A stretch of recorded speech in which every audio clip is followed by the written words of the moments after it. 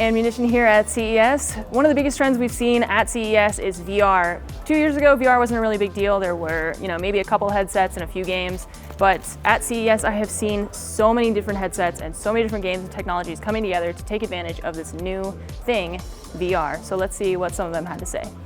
I'm Munition here at CES 2017 with Frank Soki, the General Manager of VR and Gaming at Intel. Tell me what you're excited about at CES. Well, at CES, the thing that's kind of jumping at me most is sort of how much VR is like almost showing up everywhere, right? The performance necessary to drive this VR experience it's amazing. I've seen Core i5 and actually a lot more Core i7s running that very, very immersive VR experience. To be honest, I think the hardware is to the point where it's unleashing creativity from the software guys. Before, the hardware wasn't really quite there, and now we got enough performance that the developers are doing some crazy awesome things. So Trevor, I know that VR takes a very powerful processor to get high frame rates, more so than the games that I usually play on a regular screen. So how has Intel technology helped you with that? So at the start we designed the game for the minimum specs, so that's like i5 baseline. But we wanted to do more. We wanted to add more effects and more to the immersion of the zombie apocalypse, right?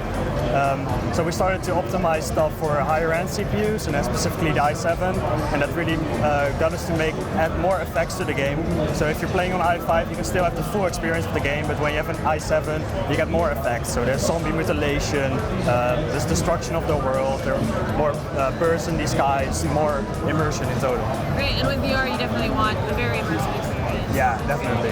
This year we came with over 30 experiences across a variety of categories. Really, we're trying to show that VR is not a solitary experience, just like you said, but it's also not limited to online multiplayer. We want to make sure that that kind of like local co-op element is alive and well. Tell me about this other type of headset you've got here with this thing on the top of it.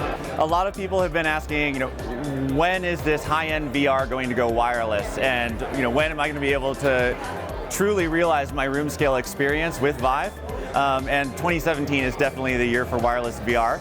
Our partners at TPcast have introduced this wireless adapter that allows you to really cut the cord from your PC and really traverse that virtual space. The Star Trek Bridge Crew puts you on a entirely new ship that we've created, the USS Aegis. It's the first of its class, it's entirely experimental. We really look forward to finding some way to put the community inside of the games with, maybe star players like yourself, right? Like how can we get your fans inside of the game with you? We make a game called Warhammer Dan times Vermintide, and it's a 4-player co-op, kind of heavily in a melee-based game.